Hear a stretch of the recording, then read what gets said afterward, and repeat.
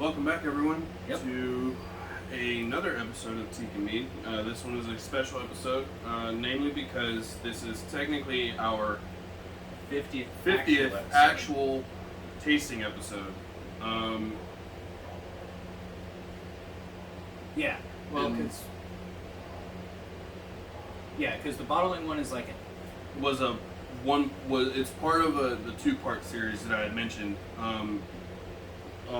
If you guys, so we have the bottling day, which shows how we bottled our mead, and then we have part 2, which is this part right now, of the mead that there we go. we created a little over a month ago, or just almost under. two. Under is it 2? Yeah, it's almost 2 because it was Okay. it was in the primary and secondary for a good little bit. Yeah. So it's our first attempt. So it's our first attempt. I Many don't more to come. think it's got a whole lot of alcohol in it, but yeah, it's the first of many that we're going to be attempting. I think our next one is going to be more of a blueberry Yeah. one. We're I think we're going to try to make a blueberry one, but we're going to actually put the blueberries in at the beginning, so it stays in there the entire time. Yeah, but I want to do. I'm thinking about 1.5 pounds blueberries, not a little more. But anyway, Hopefully that one turns out pretty well. yeah. Anyway, this is ours. It's the Star Thistle and Wildflower. We decided to call it the Howl of the Ulfednar. For those of you that don't know, the Ulfednar were more or less the berserkers, but they were known for wearing wolf skins. So it's kind of why we called it that. Also because we're a small clan ourselves, and the wolf is kind of our clan symbol. Yeah. So that's kind of where all that came from. There's wolves freaking everywhere. Yeah, the entire house is decorated with wolves. As you guys have seen over the last 10 months, we have wolf things everywhere. So, Well, I guess without further ado, Yeah. let's go ahead and tap into this. So,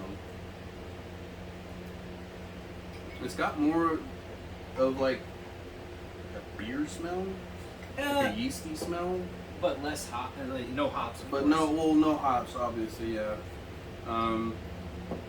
But it definitely has that traditional smell, because that's what we were going for. It's Right. Well, this is supposed to be our traditional base. yeah, so. and it's very, very dark. Yeah, and it varies in clarity. It's also cold, so that could have a factor on it too. Well, so our clan's first mead. Let's give this a go.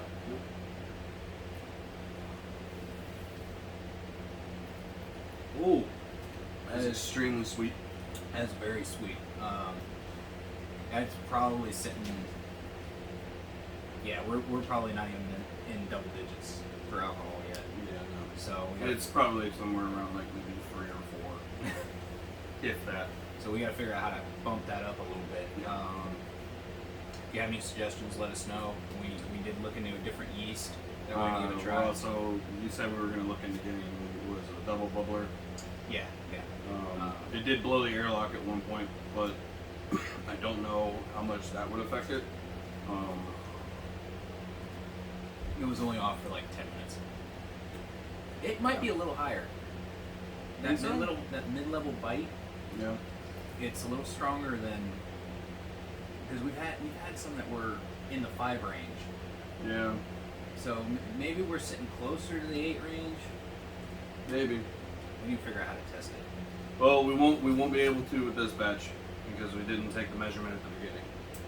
It's, from what I understand, it's based off of a specific weight gravity. Okay. Or specific gravity. So you're supposed to use a hydrometer. You pull out a certain amount, dip the hydrometer in it, and then whatever that number is from your primary, I guess, is the beginning number. Okay. And then you do it again. You take a sample at the end before you bottle, and you dip it in there again, and then you take that number and you like subtract it from whatever the first number was, or something like that. I didn't really read that much into it. I just apparently haven't done. Well, I was just kind of glancing over everything. we'll figure out the yeast and look at the blueberries and do the second batch. See where it sits. Because, So it's very sweet in the beginning, and it's got a very well, obviously the only thing we use is honey, so but there's it was nothing that in star there. thistle. But it was a star thistle honey, so it's a little bit different than a typical honey flavor. Maybe that's what the bite's coming from. Maybe. Is that star thistle. Maybe. Yeah, it's. I mean, for our first go, It's not bad. good job. Yeah, I mean, we did pretty good. I think. I mean, for our first batch, it's not bad. It's a pretty good start. I would like to see if we can pump up that alcohol a little bit more. I'm not gonna lie. I want us to do one that's on the level of like dust mood, like 19%. Yeah, we're gonna have to find a really good yeast for that. Yeah. But yeah, you guys have any advice for us? Please, by all means, let us know. Because did we screw up? Probably. Probably. Yeah. I don't know that we're gonna do star thistle again. I mean, I'm not against it, but it's not one I think we're gonna really able to find out here. But also because of where we got the last batch from. Yeah. Silverhand. Yeah. Thank you guys. We used Thank your you for guys' that. honey for that one. Well, we also have about 10 pounds of honey in the cabinet, and We're being told that there's more. I have been told that we have to use it. Oh. So I'm going to take that as we're being told to make mead. Okay. Well, we might want to look into getting another primary fermentation bucket and maybe a bigger carboy. Yeah. So maybe order another kit. We run 2 different batches at the same time. Or there's got to be like, with all the microbreweries around here, there's got to be like a brewery store. Probably. Hi, Jinx. Well, come on. Hopefully the shield doesn't fall on her. Hey. No. She sniffed it, and that's about it. Anyway, yeah, I think that's about it. Yeah. I don't think there's really much It's left. kind of a weird one because this is ours. Yeah. There's not really a story behind it. I mean, it was. not that we haven't already said, you know, Yeah.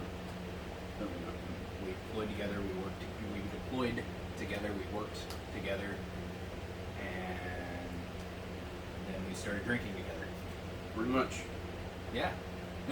Pretty much. Yeah.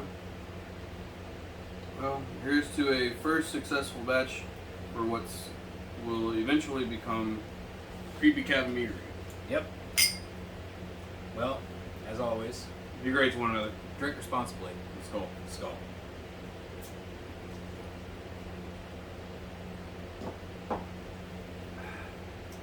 That was really good. Yeah. Creepy Cabin Meadery.